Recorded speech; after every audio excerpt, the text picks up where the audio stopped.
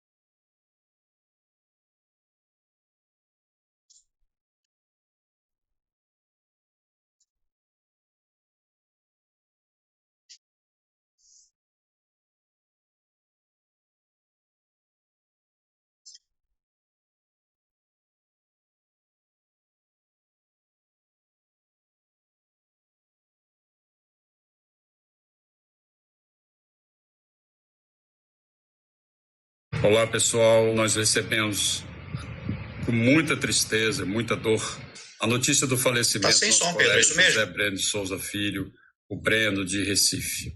Uma pessoa ímpar, sempre alegre, sempre emotiva com a medicina, em especial com a cardiologia intervencionista.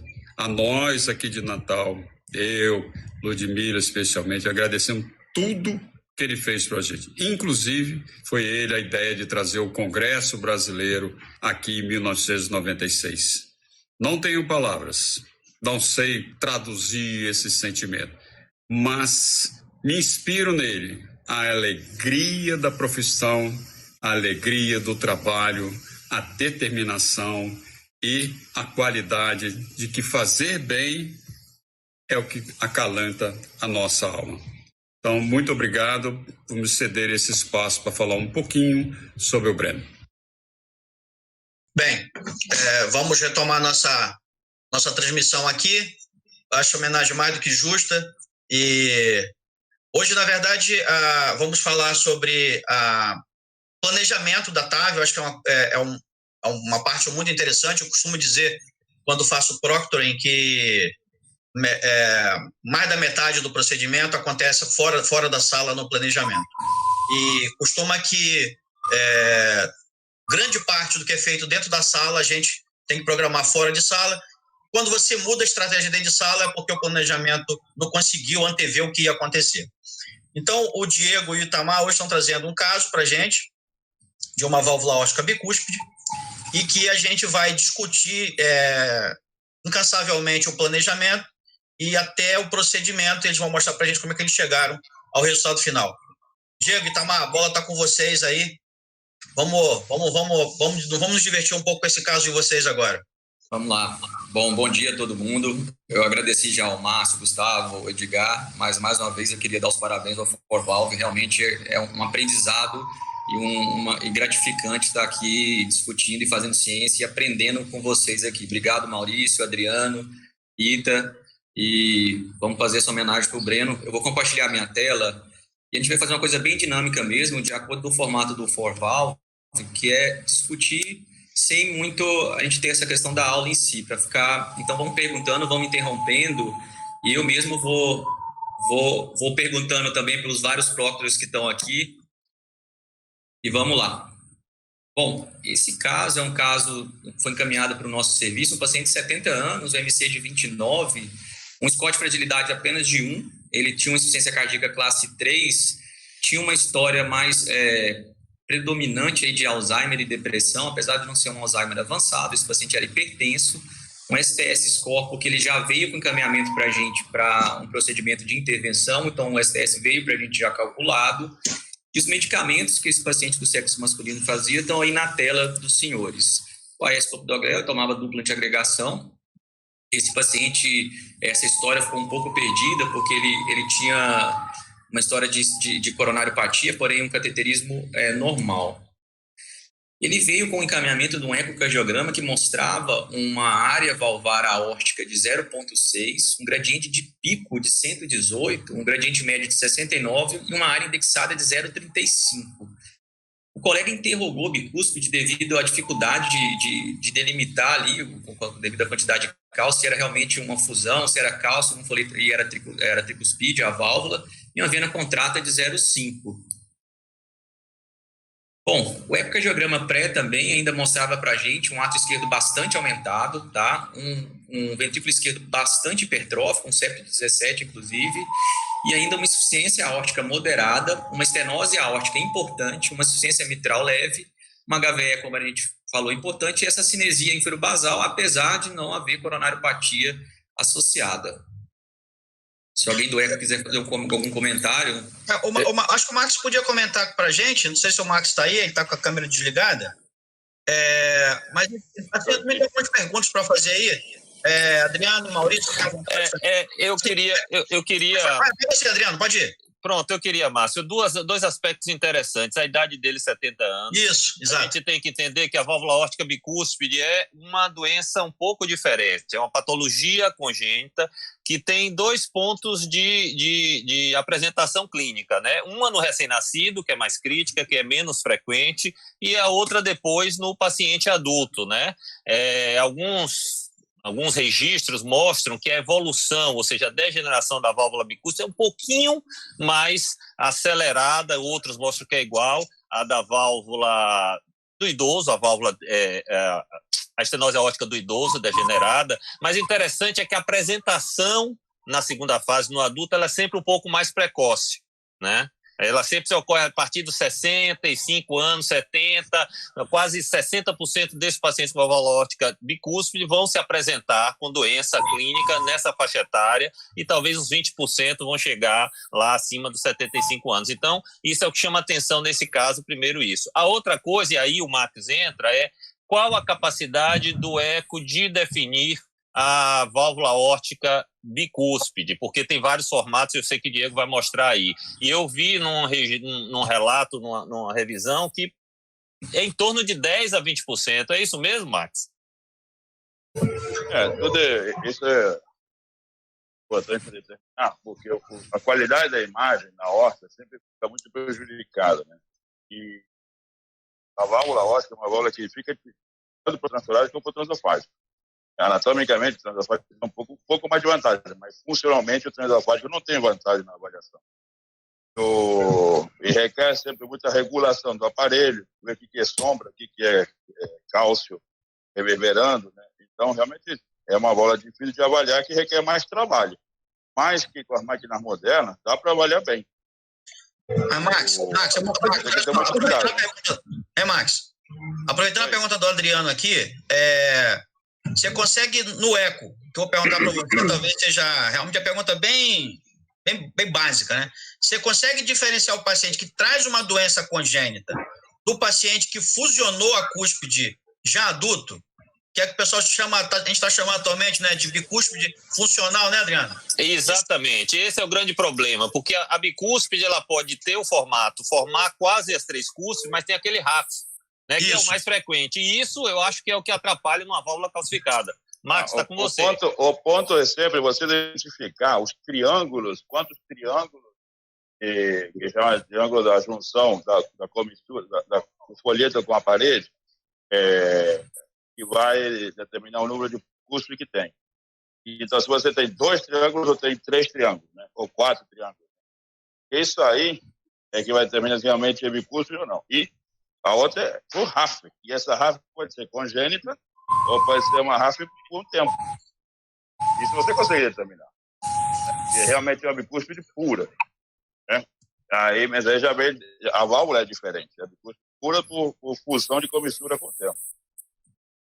Acho que vale a pena a gente falar aqui que a válvula aórtica bicúspide está associada à doença da aorta, né? E é um paciente que geralmente tem ectasia da aorta ascendente, provavelmente pela modificação do fluxo, né? A força o shearing stress, né, que eles chamam, que eu não sei traduzir direito, que vai modificando a aorta. Então, muitas vezes, a válvula aórtica bicúspide tem associada outros desafios que não só a estenose, né? Às vezes a gente tem que lidar com uma aorta mais desinclinada, o coração mais horizontalizado. Então, são outras coisas que a gente acaba avaliando, e geralmente é um paciente que já tem insuficiência aórtica associada. Como é uma doença congênita, ela está associada a outras doenças congênitas, né? Como você falou, pode ter coartação, uma formação de aorta, estenose... Degeneração física da camada média da parede. Quase 20% com aneurisma. Antes da era da TAV, etc., a estenose aórtica era mais ou menos dividida, como o Adriano disse, né? Era mais ou menos dividida assim, até 20, 30 anos era congênita, assim que se dividia. Nesse meio termo, a etiologia mais comum era reumática, que não é aqui o caso, e os adultos era degenerativa. Degenerativo no conceito geral, né? Então, com a vinda da TAV, todos esses aspectos técnicos, etc., eu acredito que isso fez com que a gente se debruçasse sobre o aspecto da válvula, e vimos muito dessas válvulas congênitas lá na vida adulta, às vezes um pouco mais cedo, elas se apresentarem com uma estenose calcificada e degenerativa, né? Isso tudo que vocês estão falando eu acho muito interessante, porque, na verdade, a gente, na verdade, quando minha dúvida sempre é essa quando eu me deparo com uma válvula bicúspide. É se ele já trouxe de jovem isso, ou se ele calcificou depois. E aí, isso é importante, porque, na verdade, a gente muitas vezes não enxerga como tal, mas o que a gente chama de raiz da aorta, né, ali onde está a válvula, né, aquilo é uma unidade funcional, como é o aparato mitral, que vai da junção sinotubular até o ânulo. Então, muitas vezes você pode ter uma dilatação, a dilatação da aorta, como o Edgar falou, ela muitas vezes pode nos direcionar para dizer, não, isso é uma bicúspide congênita que se apresentou na fase tardia. Mas o fluxo turbilionar também leva a uma dilatação da forma, a uma mudança da forma. Então, é sempre aquela dúvida, né? O que veio primeiro? Foi a alteração de fluxo que levou a uma alteração da forma, ou foi a alteração da forma que levou a uma alteração do fluxo? Entendeu? Então, assim, eu acho que a gente tem muito mais pergunta para responder dentro do cenário da bicúspide, e é o que o Itamar falou. Eu acho que hoje, tudo que o intervencionista mexe fica mais complexo, né? Porque a gente começa a investigar para tentar responder à distância do que a gente não consegue ver ao vivo como cirurgião, né? Fala, Maurício. Deixa eu abrir uma outra vertente aqui, clínica, que eu não poderia deixar de ouvir vocês, porque eu me deparo com essa dúvida. Nós estamos aí com um paciente que é jovem, né? 70 anos, hoje é jovem, mas, por outro lado, tem Alzheimer.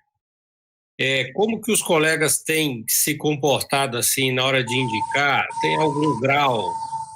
Porque a gente vê alguns Alzheimer funcionais, que como esse aqui, um índice de fragilidade pequeno, 70 anos, e outros já assim mais terminais, que são mais fáceis de talvez de decidir por não intervir, né? E é claro que aqui a gente tem que levar em consideração o alto custo, a dificuldade de autorização em convênio, etc. e tal. Então, como é que vocês... E não é uma situação rara, né?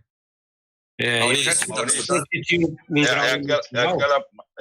aquela pergunta, o que eu estou tratando? Está tratando o paciente ou está tratando a família do paciente? Isso.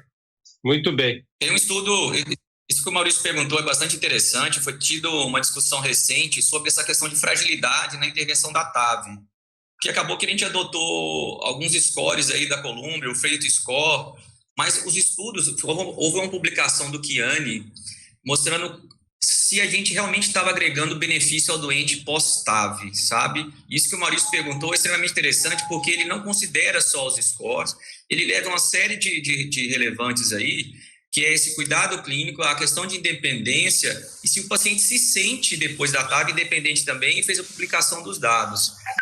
Independente do score de risco, que é apenas um norte, acho que essa individualização do caso, ela é ímpar. Tem que haver essa discussão do heart team e o paciente tem que participar também, de certa forma, dessa decisão, porque o Alzheimer, a gente tem os métodos mnemônicos para te aplicar aí, foi aplicado nessa publicação, inclusive, e o que mais foi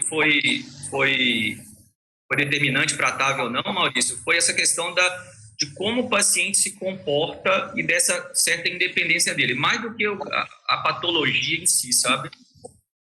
Eu acho, Diego, muito importante. A lembrança de Maurício foi muito feliz. Esse aspecto nos preocupa. Eu já tive pacientes lá no início da experiência que era outra realidade de TAV, né? Os riscos eram maiores, até a chance de AVC era maior, né? No início era um pouco mais caro do que é. Eu acho que hoje, com a evolução de tudo, nós estamos trabalhando até um pouco mais em falar de tempo de vida, mas de qualidade de vida. É claro que se a gente pega um paciente que é acamado totalmente, né, um nível mais demenciado, aí não. Mas se o paciente, mesmo com Alzheimer, a gente não sabe, as terapias estão melhorando a cada momento, né? E você pega um paciente com Alzheimer, um grau leve, mas que ele tem ainda uma convivência com a família e que essa estenose aórtica pode piorar, eu acho que a gente tem benefício em fazer o tratamento. Ô, Márcio, eu gostaria de completar, puder contribuir com alguma coisa. Nós temos vasta discussão nessa questão de fragilidade, etc., que eu não sei se nós poderemos abordar aqui, que é a questão de não fazer, a gente tem que ter a preocupação de não fazer procedimentos fúteis, né? Eu acho que não só no cenário da Corvalvo, seja em qualquer cenário médico, né? E esses aspectos às vezes são difíceis para a gente, né? E aqui, especificamente na estenose aórtica, eu vi uma aula muito interessante, recente, que abordou exatamente isso, a questão da futilidade, e em alguns desses pacientes de muito risco ou fragilidade, etc., o pessoal resgatando, pacientes desnutridos, né? Ele resgatando a velha valvoplastia para que o paciente melhore suas condições clínicas, possível melhora, e nessas condições, aí sim, você indicar uma TAV, onde você preveja uma perspectiva de vida. Perfeito, eu acho que você tocou num ponto que realmente, eventualmente, bate para mim, bate para o Edgar, para o Luiz, né? Nós três fazemos a equipe, disso aí, disso que você acabou de falar, um paciente fútil, né, que você acha que não vale a pena investir a ponto de implantar uma válvula aórtica, mas você vai para uma valvoplastia convencional, como a gente fazia no passado, e o paciente melhora, porque ele vai sair de uma área, como essa paciente. Tem uma área de 0,5 indexada a 0,35, passa uma hemácia por vez, né? Então, se você sai de 0,5 para uma área de 1,2, por exemplo, né? Já melhorou demais o paciente. Deixa eu aproveitar e fazer uma pergunta para vocês aí, que vocês que fazem mais isso aí. Você tem um paciente não tão jovem, assim, tão 70 anos, uma paciente octogenária, como o Itamar descreveu, estenose aórtica, camada, difícil de resolver, por conta de uma área muito crítica como essa, e você tem que fazer uma valvoplastia aórtica. Como é que vocês fazem para escolher o balão? É só no eco, é só a tomo ou é só na experiência? Vocês têm uma rotina de vocês? Estou com lente no CTI para fazer uma valvoplastia aórtica. O cara do CTI ligou para vocês, estou com lente aqui para fazer uma valvoplastia aórtica e dá para fazer? Tu fala assim, não, dá para fazer. Como é que você escolhe o balão? O paciente, às vezes, é até difícil de você colocar na tomografia, né? O paciente tem compromisso renal. Vocês têm alguma da cabeça de prática? Não estou falando agora de publicação, não estou falando de estudo, não estou falando de nada. Estou falando de vida real. Do ponto de vista prático, o que você faz? Não, eu vou colocar em sala e o balão que eu vou usar é esse. Fala, Adriano. Fala, Maurício. Eco. E aí, no eco, qual a medida do eco que você busca? Márcio, aí é um bate-papo com o ecocardiografista, né? Assim, a gente vendo junto ali, é tentar medir o anel mesmo. Tentar medir o anel. E, claro, ser mais conservador. Agora, é uma situação delicada, porque você vai correr o mesmo risco da TAV, né?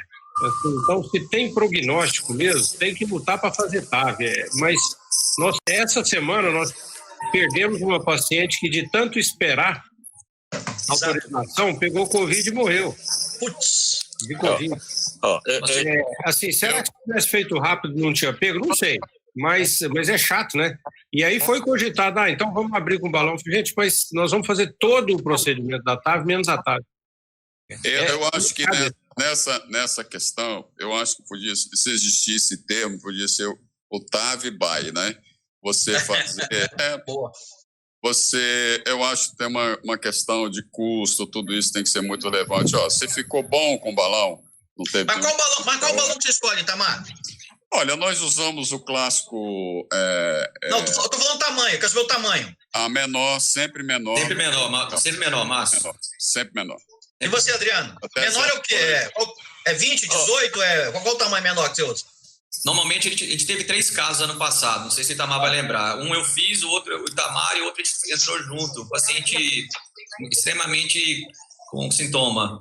E foi o 20, a gente acabou utilizando o 20 nesses pacientes. Coincidência, eu acho, assim, mas a gente sempre foi mais cauteloso, até porque a gente não tem uma TAV ali pronta para implantar, sabe?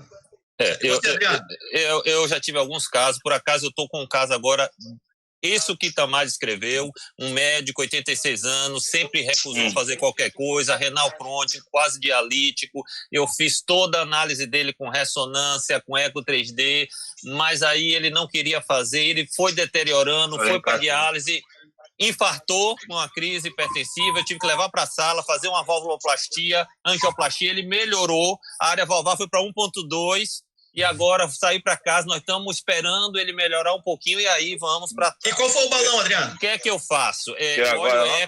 Eu olho o eco para depender de ver o diâmetro, mas normalmente o balão 18, eu começo com o balão 18. E aí o que é que eu faço? Eu levo o eco para a sala, ele mede a área valvar e eu acompanho após cada dilatação se essa área valvar ganhou, né? E quanto ganhou e se não aumentou a E aí quando precisa eu vou com um balão a mais. Geralmente o 18 tem funcionado, mas os pacientes são menores, né? Mas eu levo o eco para a sala. O eco faz a medida da área antes, eu dilato, a medida não cresceu, não aumentou a eficiência, eu vou com um balão maior, sempre tateando. É isso que eu faço. Max, desliga seu microfone que você tá falando, a gente está ouvindo daqui. Max, obrigado. Então, assim, a gente também, eu acho que o que a gente tem feito aqui no Rio, eu, Edgar e o Luiz, é isso. A gente tem usado preferencialmente o balão 18, né, que é o menor balão. Na verdade, a recomendação é 1 milímetro menor que o menor diâmetro medido, né? E o 18 costuma acomodar todo mundo. E exatamente o que você falou, Adriano, você sai de uma área de 0,5, 0,6 para cara, se você sair para 1,2, tá muito bom. Tá muito bom, entendeu? Então, não tem que buscar a valvoplastia ótima, né? É a valvoplastia, aquele subdimensionado, é o undersize, né? Como a gente faz no stent, né? Vai botar um stent 3 ou às vezes 3,5, aí tu pega um balãozinho 20, né? Vou só abrir um pouco, vou só preparar aqui para poder passar o stent e implantar, né? Então, isso. Assim, eu acho que era essa ideia até que a gente tinha mais no passado da angioplastia, que a gente tem feito hoje na valvoplastia. A gente também, eu, Edgar e Luiz aqui, a gente tem feito balão 18 para todo mundo que a gente não consegue medir mais acuradamente com a tomografia. Pode falar, Adriano. Eu tenho tempo para contar um casinho bem interessante. Claro. Eu decidi fazer hemodinâmica, cardiologia intervencionista. Quando eu era estudante, eu fui fazer um estágio fora, nos Estados Unidos, na Filadélfia, e fiquei num grupo de médicos que um dos cardiologistas, ele era intervencionista. E eu vi ele fazendo uma valvuloplastia aórtica nos idos de algum tempo atrás, que não vale a pena aqui comentar, né? E que o que ele fazia? Ele insuflava o balão no VE e puxava, porque ele dizia que aquele movimento era melhor. Quase um rasking. Ele já fazia já era a 4ª vez que fazia a valvuloplastia aórtica, porque o paciente não tinha teto cirúrgico, né? Ô, Márcio, só foi um pouquinho. Eu sou o mais velho aqui desse negócio. Não pode falar isso não, então. A primeira valvoplastia aórtica que nós fizemos, você vê como é que são as coisas. Foi a mãe de um médico que estava morrendo na UTI aqui em Natal. Foi em 1993. Que isso? Exato. E se você for reportar para aquela época, tiveram alguns trabalhos de valvoplastia aórtica comparando cirurgia. E lógico que os resultados não foram, né, alvissareiro, pela razão da doença, insuficiência aórtica. Mas essa paciente saiu do edema agudo, viu? Sobreviveu. O problema é a restenose, que é rápida. É o grande problema, é a restenose. Eu perdi um paciente na emergência, mas estando na emergência, sexta-feira de carnaval, chegou trazido pela polícia, um sol desgraçado, foi passar carnaval na praia, na região do lago, área de 04 com os exames no carro, no banco de trás do carro. Aí foi passar o carnaval com área de 04. Aí desmaiou, atropelando o policial praticamente. Aí trouxeram edema agudo, aí falou, vamos abrir, botar um balão para ver isso aqui. Tinha hemodinâmica. Aí o médico disse, não, traz para o Rio. E morreu na ambulância no caminho de volta. Tinha que ter ido para a sala. Diego, vamos lá? Vamos andar um pouquinho? Vamos lá andar um pouquinho. Bom, então está um paciente encaminhado já, uma estenose aórtica importante. A gente discutiu um pouco dos aspectos clínicos, tinha até deixado para os próximos slides, mas o mais importante é assim, tanto no centro que está começando, acho que até no centro de maior experiência, é planejar, igual o Márcio falou. O Márcio falou 50%, eu acho que a TAV, o planejamento é mais ainda, sabe? Assim, pelo menos para mim, a visão é tudo vem antes, e esse mau planejamento talvez é o que dá as intercorrências mesmo. E não dá para a gente pegar, beleza, é uma TAV, vamos lá fazer, eu simplesmente mando para o Procto vem, ou senão eu faço aqui mesmo e me manda o reporte, e não é assim. Então, o que a gente faz aqui, vou falar agora um pouquinho da experiência aqui, não dos estudos, a gente sempre tem um checklist de exames pré. Então, a gente pega esses exames antes para não correr nenhuma surpresa. Já é um procedimento que demora, não sei como é que está sendo aí no serviço de vocês, cada um. Então, demora a liberação, o paciente fica ansioso, é um paciente grave por si só pela própria patologia aórtica, fora as outras comorbidades. A gente checa as solicitações, se está tudo correto para os materiais, para não faltar também no dia, tá? E a gente discute com o paciente, normalmente a gente chama uma semana antes esse paciente, para a gente conversar, explicar e fazer um novo cheque dele. Além disso, a gente vê o reporte da indústria que veio para a gente, dependendo da TAV, e discutimos sempre as estratégias de acesso, mas uma coisa que me ajudou muito na TAV, e me ajuda até hoje na TAV, é fazer o meu próprio reporte. Então, mesmo que errando, eu sempre pego e vou, nesses casos mais complexos, fazendo depois somente que eu tenho cuidado, e aí eu, Itamar, a Ludmila, a gente sempre discute o primeiro report que a gente faz, nós três, e depois a gente olha o report que vem de fora para ver se está tudo desse jeito e conversa com algum colega quando tem Proctor ou não. E o que a gente já falou, e o Adriano comentou bem, são as considerações clínicas da aorta bicúspide, né? Normalmente ela não vem sozinha, ela vem associada com outras patologias, uma ortopatia, vem com, a gente sabe que é uma patologia, a bicúspide, que tem uma degeneração prematura, é associada também à tortuosidade, Marfan, enfim. A gente não pode esquecer que é uma patologia que ela demanda uma certa curiosidade clínica para a gente discutir bastante com o clínico que encaminha e resgatar essa história para a gente não passar surpresas no momento do procedimento. E para nós da intervenção, então, medir essa válvula e navegar por essa aorta sempre é um desafio. Diego, antes de você passar para essa parte aí, só chamar a atenção nesse caso de vocês, o que chama a atenção é que praticamente não tem nenhum grau de, não tem nem tanta doença mitral, né? Tem uma insuficiência mitral discreta, se eu não me engano, que o eco descreve, mas tem um átrio enorme, né? Enorme. Então, é engraçado porque o esperado seria que ele tivesse a doença aórtica, a doença montante, né? A doença mitral, o aumento da cavidade ventricular esquerda, o aumento do anel, dilatação da mitral, a abertura da mitral e dilatação do lado esquerdo. Então, o que a gente está observando nesse doente aí é que você tem uma doença de válvula aórtica e tem uma doença provavelmente atrial, né, que está aumentando o átrio de tamanho, que vai dilatar esse anel e vai levar à regurgitação mitral. Né? Então, assim, eu tenho observado essa associação, não de forma tão infrequente, da doença aórtica com esses átrios grandes, sem tanto comprometimento de mitral. Eu nunca li nada sobre, já até procurei, mas nunca consegui achar nada sobre isso.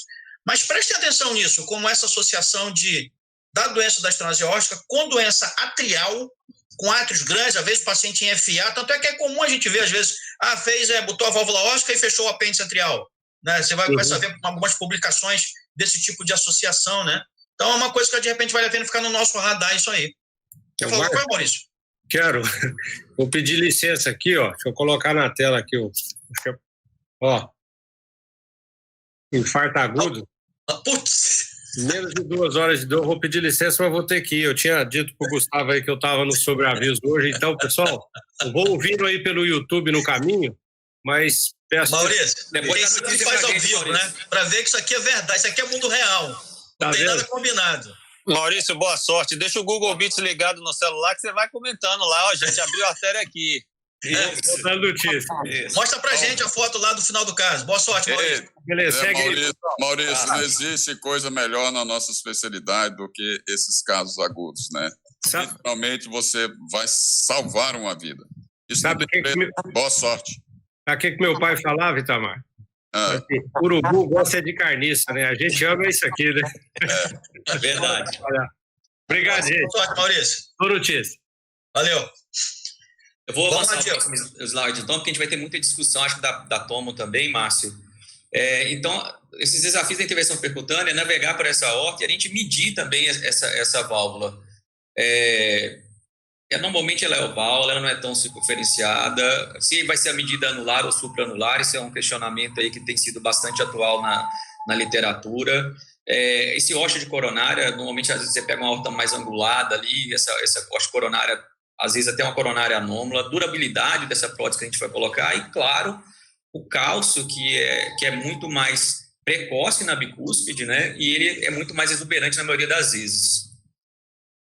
Isso aqui já é o resultado aí do registro clínico, a gente vê nos outcomes aí de desfecho clínico da bicúspide para tricúspide. Eu não coloquei aí os estudos mais antigos, onde claramente a gente via na literatura onde bicúspide era associada sempre a piores desfechos. A gente vê que a bicúspide, com as novas próteses, os resultados evoluíram. A gente vê aí comparativamente uma bicúspide com a tricúspide, os desfechos clínicos muito semelhantes. Tem ainda o leak, que é mais significativo na bicúspide, mas chama atenção a taxa de sucesso igual do procedimento, a insuficiência aórtica, que nas primeiras próteses era muito maior, a gente vê que ela caiu bastante, tinha registro de 15% de insuficiência aórtica moderada na bicúspide, a gente reduziu para 4,3%, ainda superior à tricúspide, e desfechos duros também semelhantes da diferença da prótese bicúspide e tricúspide. Aqui é o dado do registro americano do TVT, comparando então aí a prótese bicúspide com a prótese tricúspide, ainda mantendo o leak ainda mais predominante na bicúspide do que na tricúspide. E um exame que é muito dia a dia datável é a angiotomografia. E a gente também faz outro checklist nesses pacientes, principalmente na bicúspide. Checar a fase, o número de cortes. Eu falava sempre a questão do preset, porque dependendo do programa que você utiliza na sua instituição, o Heart Navigator, TriMension, Orzilix, Oro, você vai ter que mexer um pouquinho, principalmente na tricúspide, para não cair em ciladas aí, de padrão de não enxergar o cálcio, saber se as rafas existem ou não. E uma coisa que eu aconselho muito também, aí vocês com certeza fazem muitas, são múltiplas medidas. Nunca faço 2, 3 medidas na bicúspide, que sempre faz várias medidas e recheca para ver se realmente é isso mesmo. Bom, classificação mais antiga, pode... Eu acho que até o Edgar pode até comentar um pouco mais sobre isso aí. O Edgar tem feito bastante sizing. E, assim, eu acho que uma coisa que a gente tem que ficar bem atento a essas medidas, essas múltiplas medidas que você faz de altura, né, que você se referiu, né, quando você não tem a mesma medida, né, para tentar definir qual a válvula que você vai escolher, uma maior, uma menor. Eu já teve uma sessão sobre isso. Vou deixar, tem um slide justamente, eu queria até que eu diga. Então perfeito. É justamente desse sizing, sabe, Edgar? Eu acho que vai ser bastante interessante ver como que você... Beleza, ótimo, excelente. Vamos lá. A anatomia da bicúspide, a gente adota mais a de Sivers até hoje, né? Tipo 0, tipo 1, tipo 2, mas foi feito nessa era TAV, várias publicações com relação a qualificar essa aorta bicúspide. E hoje a gente seguia mais pelo número, se tem RAF ou não, se é bicomissural ou tricomissural, e o mais comum é essa fusão de folhetos realmente, e com essa nova classificação dos folhetos com RAF, sem RAF, bicomissural, tricomissural, aí sim conseguiu se associar desfecho clínico, porque com a Sivers por si só, quando você aplica Sivers nos desfechos clínicos na TAV em bicúspide, você não tem tanta modificação de desfecho clínico, mas quando você passa para uma qualificação tomográfica mais apurada para uma TAV bicúspide, você consegue assim associar desfechos clínicos. aqui eu vou passar, quando o Gustavo me ligou, isso aqui é um repórter que eu fiz agora, para como é que eu vou passar o step by step do que a gente fez para essa bicúspide. Eu utilizo o Osiris, né, aí na instituição, o Heart Navigator a gente não está conseguindo ainda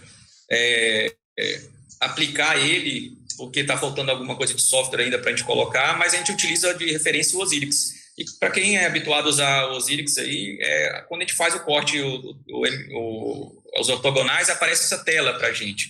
E de imediato, sem fazer correção alguma, eu vejo bastante calcificação aí, e a gente vai comentar um pouquinho aí mais na frente dessa calcificação. E aí a gente sai medindo, procurando aí alinhar essas cúspides desse jeito. Aqui embaixo a gente já vê uma aorta bicúspide, uma calcificação importante, mais à esquerda, e eu tenho uma regra, um step de fazer essa medida pela tomografia. Eu vou passando a imagem até ver a primeira cúspide, e depois eu alinho os eixos com a segunda cúspide, e quando elas estão aparecendo simultaneamente, eu começo a fazer as medidas. Então, eu fico exaustivamente procurando que as cúspides apareçam dessa forma, de forma simultânea. Bom, então aqui é uma aorta bicúspide, uma Sivers tipo 0, que a gente consegue ver, bastante calcificada, tá? A gente, claro, vai procurar o acesso desse paciente. Diego, Edgar, você quer comentar alguma coisa disso aí? Para começar aqui, que essa apresentação da tipo 0, né, de Sivers, é a menos comum, a menos frequente, e que talvez seja o único formato que tenha um benefício maior da gente fazer uma medida supranular. O tipo 1 e 2 tem um trabalho que saiu em 2019 de um coreano que trabalha na Alemanha, e que eu acho que é o que tem mais a ver com o que eu penso a respeito disso, que é o Kim, né? É o Kim. 95% dos casos, você consegue, do tipo 1 e tipo 2, você consegue ter a medida com bons resultados pelo anel. Então, essa é uma coisa que eu acho que a gente tem que ter em mente. E que dos casos que foi feito supranular, 40% deram diferença de tamanho entre a medida supranular e a anular. E isso tem a ver com o formato que, às vezes, intuitivamente, a gente pensa assim, se eu medir supranular, teoricamente eu vou medir mais no local de estenose, a válvula vai ser menor. Isso não é verdade, isso acontece só em 40% dos casos, e tem uma boa parte desses casos que você tem upsizing, que você tem um dimensionamento maior, inclusive, da prótese, e esses casos que tem upsizing e downsizing estão mais associados a complicações. Então, assim, para tipo 1 e tipo 2, eu prefiro não fazer a medida supranular, agora talvez esse paciente se beneficie um pouco da questão da supranular. Tem um trabalho italiano também que mostrou que um novo formato de você fazer a medida, que não é fazer aquela coisa simplesmente botar 4, 5 milímetros para cima do anel e fazer a medida. Sempre lembrando que quando a gente faz isso, a gente está caindo dentro do seio, né, dos seios, então o dimensionamento disso fica mais difícil. A gente nunca sabe o quanto dessa rafa que vai conseguir abrir. Então, é muita variável para acho que a gente pensar em usar isso exclusivamente só a medida supranular. Acho que a gente tem que começar a aprender a criar uma personalização, né? Um tailoring de medida nesses casos, mas eu acho que esse caso, como é tipo 0, eu acho que é um caso que essa medida deve trazer uma ajuda para a gente, né? Com a distância do diâmetro intercomissural. Como é que vocês fizeram, Diego? Então, eu passei um pouquinho enquanto o Edgar estava falando, eu vou voltar aqui para justamente esse trabalho do Kim e do Dietcheper, do Bavard, para falar um pouquinho desse cálculo. Vou voltar lá, Márcio. Tá bom. A gente checou os acessos desses pacientes, a gente não vê cálcio quase nenhum, tá? Na zona de punção. E o ósseo da coronária direita, a gente vê um cálcio bem em cima ali e uma altura ótima, né? Dessa coronária direita. Agora, na esquerda, a gente vê aquela um pouquinho mais baixa e um cálcio já na via de saída ali. Se vocês quiserem comentar, a gente vai falar um pouquinho de cálcio da via de saída, Itamar. Isso aqui é a classificação que, além de bicúspide... Eu acho que você poderia Vai em frente no caso, depois no contexto a gente fala do cálcio via de saída. Via de saída, isso é uma coisa bastante comum de achar na bicúspide, é esse cálcio na via de saída, né? E nos registros todos de bicúspide aí a gente vê que cálcio na via de saída foi bem frequente, inclusive cálcio moderado. Diego, esse uivo aí é porque você está em Natal com esse vento, né? Isso é para fazer inveja pra gente, né? Você está escutando? Eu fechei aqui já, Márcio, mas rapaz, tá um uivo. É só fazer inveja pra gente aqui, né? Imaginei. Olha, eu gosto muito de vocês, porque eu estou de frente ao mar aqui agora, com convidida, mas falei, não, isso é... Acabando aí, ele vai pegar o kite e vai sair. Meus amigos, então, assim, eu acho que na bicúspide, essa calcificação é comum, a gente vê isso na via de saída, então é algo esperado, não é muito surpreendente a gente ver esse cálcio, e assim como os resultados clínicos, preocupa. Agora, bom, a gente sabe que é uma prótese, uma anatomia já modificada por ser bicúspide, com cálcio na via de saída, tem que decidir se é uma prótese balão expansível ou autoexpansível nesse sentido. Aqui é a classificação de cálcio na via de saída, que a gente enquadra como um cálcio moderado nesse paciente. E aqui o resultado do estudo agora de 2020 do Okuno, com desfecho do impacto do cálcio na via de saída de acordo com a seu tipo de prótese. A gente vê que o desfecho é pior realmente com cálcio na via de saída, já todos os outros registros e séries menores já mostravam isso para a gente. E aqui eu coloquei destacado que o risco de rotura anular, ele é quase 3 vezes maior do que quando você não tem o cálcio, e a prótese balão expansível, no estudo do Okuno, ela realmente conferiu um risco muito maior, que vocês que já fazem prótese há muito tempo já discutem muito se realmente vamos colocar balão expansível ou autoexpansível na aorta bicúspide devido ao risco de ruptura do anel. Bom, isso aqui é a angulação dessa aorta. Aqui não apareceu muito bem, mas ali próximo à saída da subclave esquerda, pelo OSIX, a gente consegue ver uma calcificação um pouco mais preponderante, ali logo na saída mesmo. Mas aqui no report a gente vê pouco. E uma válvula aórtica extremamente calcificada, e esse cálcio realmente protrusa aí para o ventrículo, principalmente na esquerda. Bom, as medidas fora as medidas que a gente fez, aqui eu coloquei agora já o report que foi feito para a prótese. Então, uma área na altura do ânus ali de 633, uma área derivada do perímetro de 28, tá? E o ânulus do diâmetro máximo de 31. Você viu, a coronária bateu as medidas nossas, mais ou menos, do que a gente fez de área e de ósseo de coronária. No sonsino tubular, a altura 28, e abaixo o report completo. Algum comentário aqui agora para vocês decidirem qual prótese vocês iriam de autoexpansível, balão expansível? Eu acho que esse é o momento da discussão. Pode começar. Então, acho que para começar, a gente podia falar que o cálcio na via de saída moderado não é impeditivo para o uso da balão expansível, e eu acho que o sizing nessa fase é bastante importante. Eu acho que a gente tem que tomar cuidado com essa questão da medida supranular para ver se a gente não cai nesse... Eu vou aproveitar o slide aqui do Diego e mostrar que o flare, que seria o trapézio invertido, quando você tem a medida da supranular maior do que da anular, você tende a superestimar o tamanho da prótese, fazer um oversize, ainda mais lembrando que a válvula expansível por balão, ela trabalha sempre com oversizing, né? Então, a gente tem que tomar cuidado aí, porque essa é uma questão que pode levar ao aumento do risco de ruptura da via de saída. Eu acho que nessa questão também da decisão da válvula, era também assim, muito importante se decidir colocar uma balão expansiva nesses casos mais limítrofes também, né? Os casos mais limítrofes é bom recomendar também você botar uma válvula menor, entre aspas, um limite menor, e não colocar um limite maior para que você não aumente essa possibilidade de uma encrenca, de uma ruptura. Né? Isso que está comentando, Edgar, isso é importante, porque a causa principal que o Didier e o pessoal que participou desse estudo aí para do Harvard foi com a relação de leak, foi por justamente isso. As medidas ficaram, na grande maioria, menores. Então, você tinha mais leaking. Essa questão de se medir 4 milímetros acima se identificou que entre 4 e 8 ali, mais ou menos, você fazendo aí como o Edgar...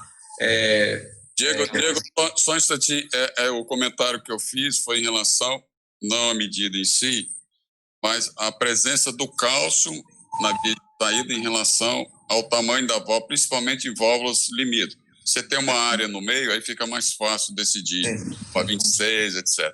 Mas quando ela é menor, foi esse o comentário, não em relação à altura, tá? Não, sim, o que a gente estava, na verdade, falando é que realmente quando você tem essa zona cinzenta aí de qual um pouquinho a mais, um pouquinho a menos de colocar, o resultado da balão expansível que aumentou a ruptura de anel foi por conta de medida mesmo. É isso que o Edgar começou a comentar, e aqui a gente vê no registro esse tipo taper, tipo flare, tipo tubo aí, né, na land zone. E quando você tem esse tipo taper, por exemplo, parece que você utilizar a intercomissural aí é importante acima da altura do ânulus ali.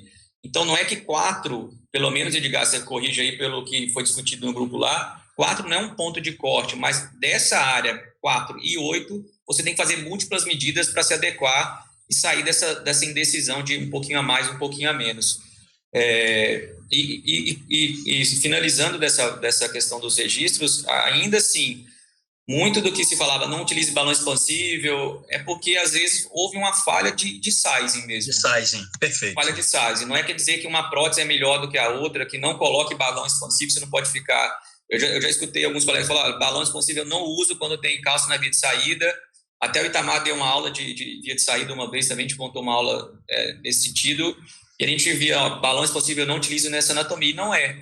Se você tiver os cuidados, o sizing, você tem uma força importante da válvula, que eu acho que agrega bastante, e o motivo principal, eu já vou aproveitar o gancho aqui, que a gente escolheu uma balão expansível nisso aqui, foi a navegabilidade pela essa curva e angulação do arco aóptico, que o delivery da S3 aí, nesse ponto, eu acho que ela está à frente um pouco ainda das outras próteses. Além disso, o leak, que era muito aumentado da geração anterior da Sapiens, agora com essa saia externa, que ela se embebe aí e sela mais, o leak já não teve diferença com relação já às próteses autoexpansíveis, né? Adriano, antes de você comentar, eu ia pedir mesmo para você comentar, eu só queria aqui, registrar a presença do Christian lá de Quito, do Jorge Major, nosso amigo de Montevidéu, lá do Uruguai, que faz parte do nosso grupo lá, está sempre participando das transmissões aqui, mas tem gente do Brasil inteiro, Roberto Abdala, a Ludmila está acompanhando a gente, a Juliane lá de Recife, fazendo homenagem ao Breno, a Miriam, o Arthur Pipolo, a Tatiana Duarte, o Jorge Schack lá de Belém, enfim. Pessoal, obrigado aí por estar seguindo a gente. E tem 3 perguntas aqui, que a gente pode ir respondendo, mas eu queria que o Adriano já começasse a pensar como é que ele veria esse caso aí, que bicúspide, tem cálcio no anel, tem cálcio na via de saída, qual que escolheria, como seria a abordagem, pré-dilata, não pré-dilata, já implanta direto, mas as perguntas que tem aqui que todo mundo já pode ir pensando aí, o Leandro Juliás está perguntando se a IAO, a insuficiência aórtica, ela muda um pouco na indicação, a presença de uma IAO, de uma dupla lesão, né, tem AO também, isso muda a estratégia? O Gustavo está perguntando se existe alguma diferença no oversize, ou acho que isso o Edgar e o Diego já comentaram, né? O Valério Fux está falando que nesse caso ele poderia usar qualquer modelo, mas que ele já teve problema com a balão expansível, com calcificação, com uma calcificação mais importante que essa aí. E o Jorge está perguntando qual o grau de confiabilidade para aferir o tamanho da prótese pelo eco transesofágico. Depois, na sequência, o Max pode responder como é que está essa questão aí do sizing pelo eco. Mas, Adriano, vai você aí, como é que você analisa esse caso aí? Como é que você programaria o tratamento dessa válvula aórtica bicúspide? Nós discutimos, né? Eu e o Diego discutimos muito sobre esse caso. Tive a oportunidade de fazer esse caso junto com eles lá, nós discutimos bastante. O que vocês comentaram comentaram o Edgar e o Diego sobre o sizing supranular, é muito interessante. Lembrar que tem o registro BIT, que é um registro, né, multinacional, que comparou até as duas próteses e mostrou que os resultados eram semelhantes. Quando você fazia uma avaliação de propensão de risco, né, e pareava o balão expansível com a autoexpansível, mostrou que a balão expansível tinha um pouco gradiente maior, apesar de ser menor que 20%, mas com menos leaking do que a autoexpansível, né, nesse registro BIT. Só que nesse registro tiveram 4 pacientes com rotura de anel. E aí, o que eu costumo dizer, eu falei isso a Itamar e a Diego, eu tenho sido mais conservador com a balão expansível. A EDAS recomenda 5% para você começar com a SAPIEN 3. Eu muitas vezes sou, ainda mais quando tem cálcio, eu sou mais conservador, às vezes vou 0%, 2%. E nesse caso, a dificuldade por causa da quantidade de cálcio e por ser uma bicúspide verdadeira, tipo 0, é você alinhar bem para você saber onde é o anel. Essa é a dificuldade. O ProSize você não consegue fazer, você perde. Então, fizemos várias medidas no Osiris ou Horus, né, para você ajustar no alinhamento. E tem alguma projeção na sala que você usa para te ajudar no alinhamento em conjunto com a tomografia ou não? Você segue a medida, a projeção que a tomografia dá? Como é que você faz? Eu sigo mais ou menos a projeção que a tomografia, eu não lembro qual foi a projeção que a gente colocou, mas eu tento fazer o anel e tento, né, ajustar o que seria aquela visão 3. Mas nesse caso nós botamos... Tá na tela aí, viu, Adriano? Isso, no alinhamento em que a gente via o implante das duas grandes cúspides. Não foi isso, Diego? Foi. A gente até modificou um pouquinho, a gente acabou utilizando uma própria, Márcio, porque realmente a gente debateu muito. Olha, não tá legal. Lembra, Adriano? Eu falei, Adriano, eu não estou muito confiando muito. Ele falou, concordo, vamos mudar um pouquinho a projeção. A gente acabou trabalhando uma variante dessa tomografia que a gente teve o reporte, viu? Isso, para a gente ver bem as duas cúspides onde eram implantadas, exatamente. E a preocupação nesse caso era, primeiro, a calcificação subvalvar, então a gente foi um pouco mais conservador. Utilizamos a medida do anel para esse caso. Medimos acima também, e o grande problema da medida supranular é você pegar aquela área, quando a válvula é bicúspide, ela sempre tem uma comissura que dá um diâmetro maior, né? Essa é uma preocupação. E há uma recomendação de fazer o implante na válvula bicúspide um pouco mais alto, né? Então, não tão baixo, mas a gente seguiu a medida do anel. E a outra preocupação era como esse cálcio iria deslocar, né, para a coronária. Na válvula aórtica bicúspide, principalmente quando ela é tipo 0, as coronárias mudam a posição, elas são fora de posição. E aqui a gente ficou um pouco preocupado nesse caso. Então, nós decidimos pré-dilatar para ter uma tranquilidade na hora de posicionar a prótese, mas principalmente saber como esse cálcio poderia se comportar. Se comportar, perfeito. Sem ser uma dilatação também muito agressiva, para não aumentar muito a insuficiência aórtica antes do procedimento. Essa insuficiência aórtica, respondendo já a pergunta, no caso de uma válvula calcificada, não me preocupa tanto assim, a não ser esse paciente estabilize no momento, né? Quando tem insuficiência aórtica moderada, eu tendo a não pré-dilatar normalmente, né? Eu vou com implante direto, principalmente na balão expansivo. Eu acho que é mais ou menos esse o raciocínio que a gente fez, não foi, Diego? Foi. O tipo de... Tem uma pergunta aqui do Vang, lá de Belo Horizonte, Ricardo. Ele está perguntando se o tipo de Ziver interfere na indicação do tipo de prótese, entendeu? Isso muda para vocês? É 0, 1 ou 2? Não, tá 0, eu prefiro fazer uma balão expansiva. Isso já está escrito? Isso impacta na prática? Válvula aórtica bicúspide está fora dos estudos randomizados. Exato. Só temos registros, né? É uma incidência pequena. E a Ziver tipo 0 é menor ainda. Eu acho que é 6 a 8%. Então, não temos poucos casos, né? A gente utiliza o que aprendemos com a tricúspide. Quando ela é tipo 1, que é a mais frequente, é muito parecido com o que a gente faz com a tricúspide. Eu quero ouvir os outros aí o que tem a dizer, mas a minha impressão é essa, e que na tipo 3 vai depender muito da quantidade de cálcio, posicionamento. Eu fico muito à vontade quando tem cálcio na válvula com a balão expansível. Eu acho que a balão expansível ela consegue vencer o cálcio, deixar um formato mais redondo. Apesar do cálcio subvalvar, eu me senti um pouco mais à vontade nesse caso com a balão expansível, para ser sincero. Eu concordo plenamente, Adriano. Eu acho que comentar, a gente tem um slide na frente, porque o cálcio, nesse caso, ele é bom para o tipo de prótese que a gente escolheu. E eu acho que determina mais nem os cíveis em si, porque desfecho clínico a gente mostrou naquele outro slide, a gente só conseguiu ver, não com a classificação de cíveis, mas com a classificação nova nessa era TAB. Cíveis por si só, associando TAB pela classificação de cíveis, ela não modificou o desfecho clínico. Qual era a angulação da aorta, Diego, que eu não lembro? Mostrou aí? Mas colocamos aqui. Não, porque o Guilherme Agreg está perguntando se a angulação interfere no planejamento. Sim. Imagino que interfira para todo mundo, né? Principalmente é muito angulada, né? Aqui realmente não parece tão angulada, não foi o caso, né? Não parece tão angulada, né? Bem aqui na direita, na imagem aí dessa classificação, na saída da subclave, a gente teve um problema um pouco antes desse caso, que um cálcio semelhante a gente não conseguiu subir uma alta expansiva utilizando de todas as manobras factíveis. Eu lembro.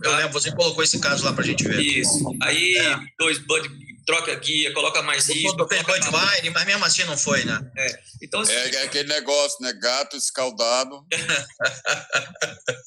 Do ponto de vista prático, acho que a questão, quando a gente pensa em válvula aórtica bicúspide, a gente tem que pensar que o leak é maior, o gradiente acaba sendo maior, então a insuficiência aórtica pós é maior. Então, eu acho que hoje a questão do modelo da balão expansível ter essa proteção extra, que é a questão da saia, é uma grande questão. A questão do cálcio também, se você vai conseguir modelar melhor essa prótese na via de saída, eu acho que a gente acaba tendo mais proteção do líquido. Adriano, E com relação à angulação, essa questão da facilidade também da autoexpansível ter um delivery flexível, né? É claro que, assim, só contribuindo um pouco para a discussão, quando você vai adquirindo, você vai fazendo mais casos, etc. Recentemente nós tivemos outra bicúspide também, e que o resultado com outro modelo de prótese ficou muito ruim. Foi o pior caso de insuficiência aórtica que nós tivemos ao longo desses 10 anos. Com a outra balão expansivo seria diferente? Lógico, a gente não sabe, porque isso é muito heterogêneo, mas nós estamos aqui numa encruzilhada, né, isso, Diego? É verdade. O que eu acho, assim, Edgar e Adriano e Márcio, a impressão que eu tenho, assim, com o desenvolvimento da técnica, ficou muito mais seguro os tips and tricks da balão expansível.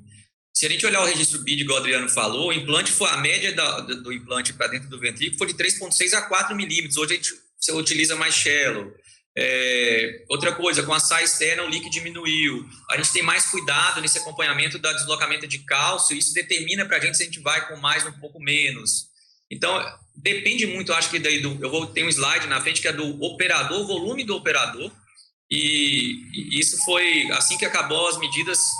Já ligamos para o nosso proctor disso aí logo, porque não era um caso que, em hipótese alguma, se sentiria confortável no nosso centro de fazer sozinho, né? Eu, Itamar e a Ludmila, a gente discutiu e foi muito válida essa discussão aí com os proctors, mas o que eu vejo dos registros está mudando a técnica, a autoexpansível e balão expansível estão sendo implantadas hoje de forma mais fluida e com os cuidados mais medulares aí, e os resultados estão se melhorando também por isso, não só pelas plataformas, sabe? Não acho em hipótese alguma que a balão expansível, esse leak está relacionado somente à prótese em si, mas pela medida, pela posição de deploy ali onde você vai liberar essa prótese, muito mais do que a plataforma em si, sabe? Beleza, vamos lá, mostra como é que vocês fizeram aí, então.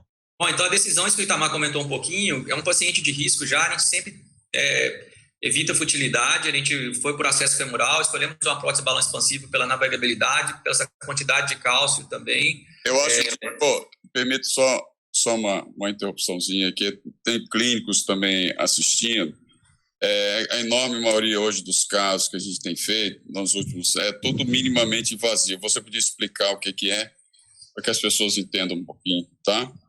Então, assim, com a evolução da TAV, uma coisa que a gente tem deixado de sempre havia uma rotina, intubação, eco transesofágico no começo da TAV, proteção de membros inferiores, e o paciente tinha PAI, tinha acesso central, enfim, um paciente muito manipulado para você fazer um procedimento que, teoricamente, tem que agregar um mínimo de risco e ser minimamente invasivo. Minimamente invasivo é a intervenção percutânea, né? Então, ela por si só é por punção. Então, com a evolução do procedimento, hoje a gente faz uma sedação consciente do paciente, a gente evita o eco transesofágico, um caso ou outro, e depois eu vou discutir um pouquinho na frente, um dos slides, essa questão do eco transesofágico, Talmax. Tem serviços que protegem o membro inferior passando um guia no local de punção, outros não. A gente não precisa de pressão arterial invasiva desse paciente, apesar de estar com um produtor lá nesse momento. E aí eu vou falar um pouco da experiência para vocês terem noção no serviço do Cribier lá. Ele não protege em hipótese alguma, o eco é utilizado somente no final e uma ou duas projeções no começo ali, antes de entrar em sala. E o procedimento é rápido, né? O paciente já sai capaz de alta no outro dia. Então, é evitar as futilidades que a gente falou no começo. Sem intubação, sem sedação, sem linha muito invasiva, e a gente parte para o procedimento de TAV. Como se fosse uma angioplastia. Isso. Bom, qual a prótese a gente discutiu já, qual o tamanho, se a gente vai colocar um fio guia ou não, porque, como o Adriano falou, nossa preocupação era esse deslocamento de cálcio, tá? Aqui, comparativo de prótese, balão expansivo, também a gente já falou. Hoje, tanto a balão expansivo quanto a autoexpansiva, elas têm resultados semelhantes, sabe?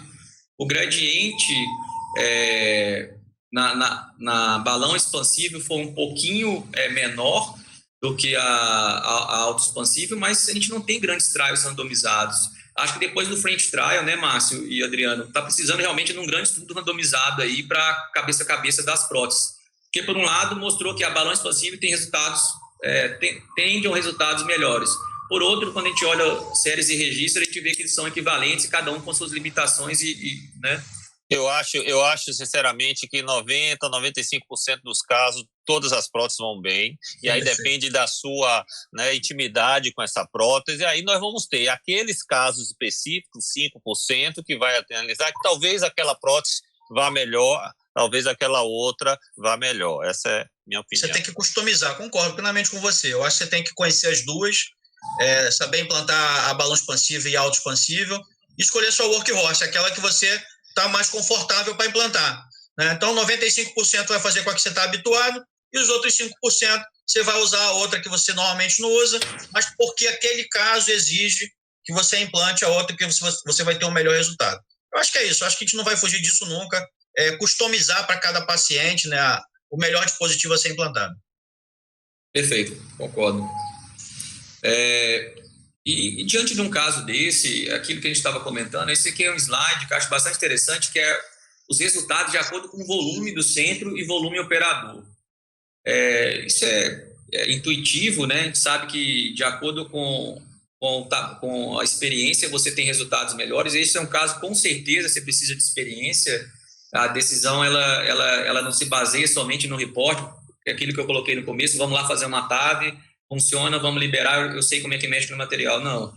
Toda a programação parte dessa antes da sala, e ter uma pessoa que está mais habituada com bicúspide e tem um volume, impacta na mortalidade desse paciente, e o Heart Team precisa disso aí para funcionar. Então, o Proctor faz parte também desse Heart Team, e esse é um slide que eu acho que é bastante interessante. O volume e operador dependente, reduzindo o risco de mortalidade. Muito interessante. Inclusive, assim, exatamente por conta do Adriano também, cientista da pele, né? Essa história da gente viajar, fazendo procedimento com todo mundo, e a gente, você depois chega um certo número, você consegue reproduzir em outro hospital, né, que não é aquele que habitualmente se trabalha, né, um bom resultado. É lógico que o hospital tem que ter um mínimo de condições, mas quando você tem um operador que já faz bastante, né, e ele está disposto a passar, a ensinar, ele consegue reproduzir, mesmo em locais que tenham um pouco volume. Então, é como qualquer coisa, né? A gente, quando começou a fazer angioplastia, né, Itamar? Você que pegou o dedo, não tinha nem stent, né? Quando eu comecei também, os stents estavam começando. Aquilo ali, a gente, no início, era um problema, né? Até a gente aprender, né? E aí a coisa foi, enfim, hoje ninguém mais discute isso aí, né, Adriano? Não, com certeza. A grande dificuldade do procto, você deve sentir isso, é você ir, deixar que a pessoa que está lá treinando aprenda, faça, sem permitir que tenha alguma intercorrência com o paciente. Exato. Tá? E essa é a maior tensão, e quando acaba você sente um alívio.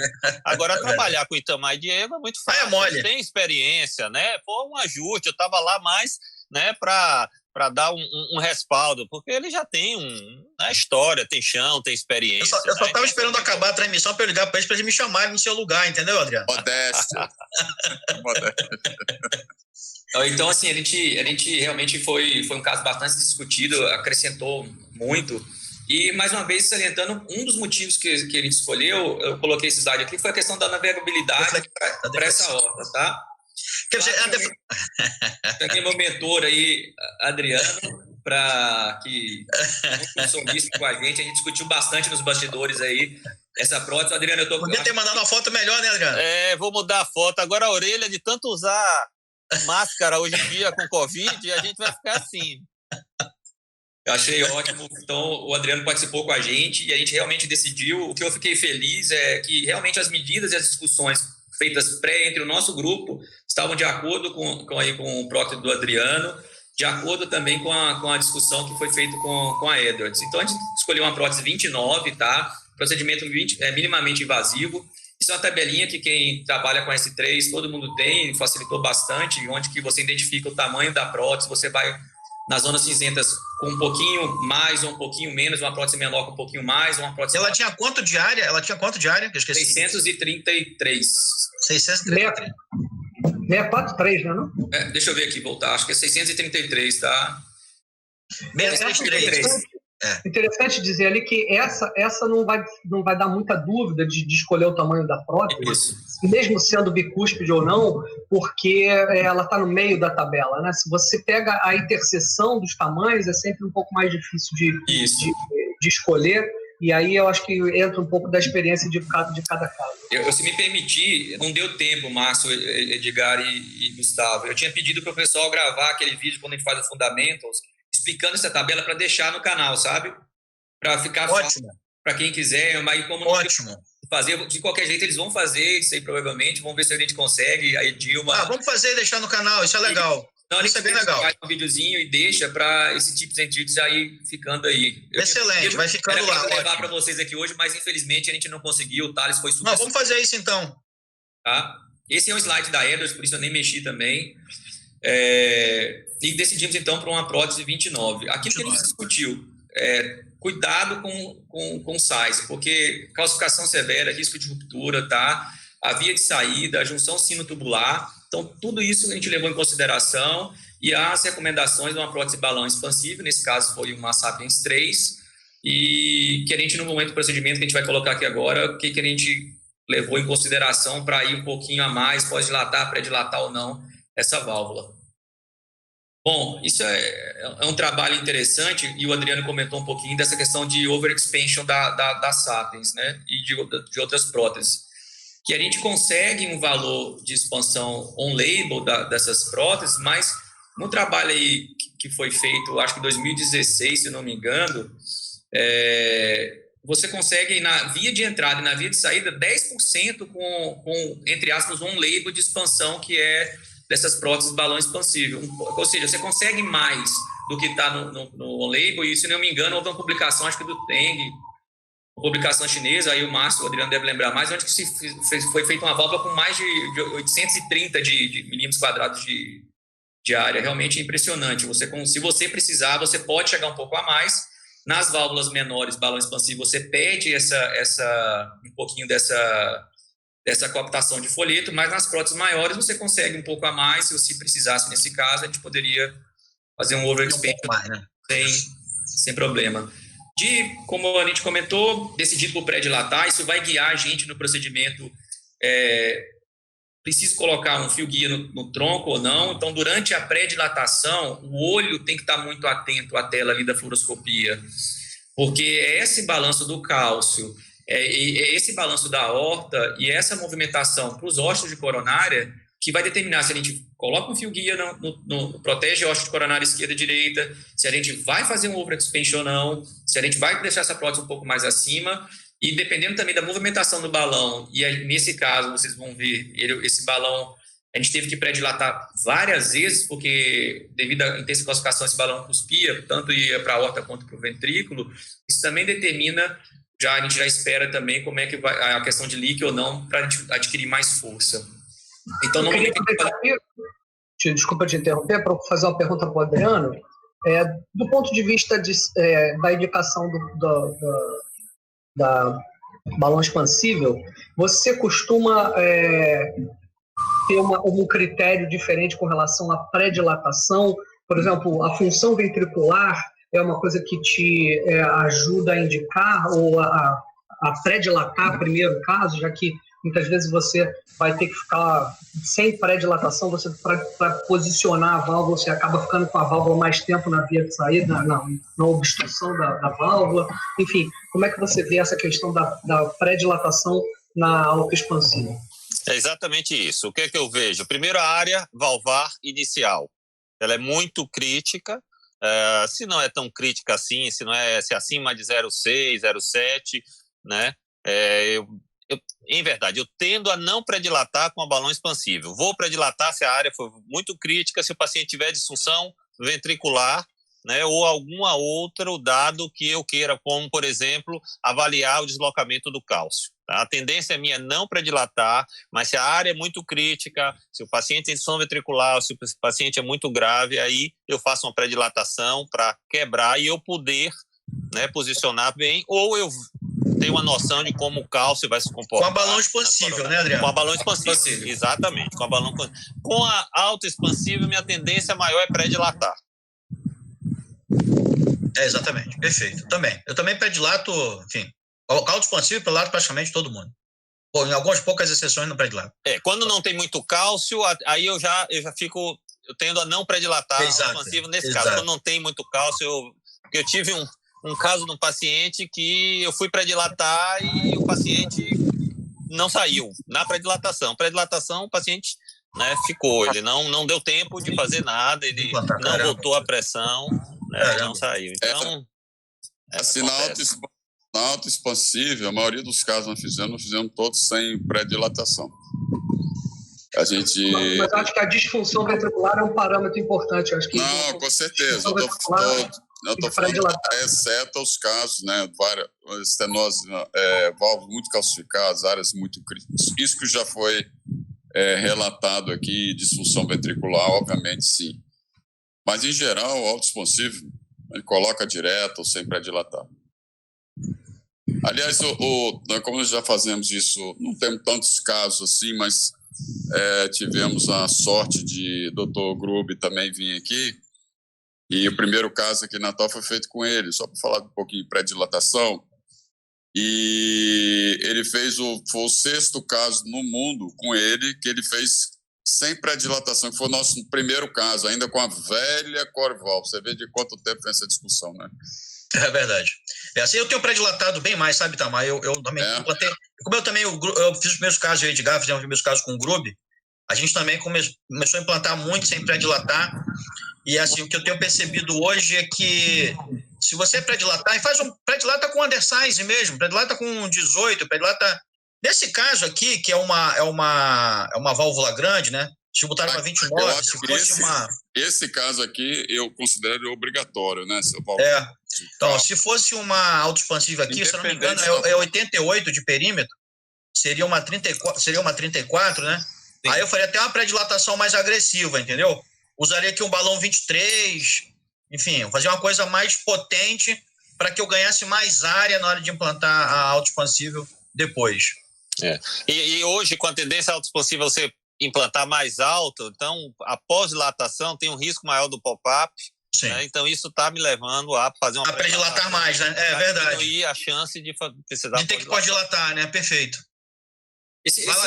Continuando, é um slide apenas reafirmando o que a gente comentou até agora, que com as novas plataformas, os desfechos melhoraram na aorta bicúspide.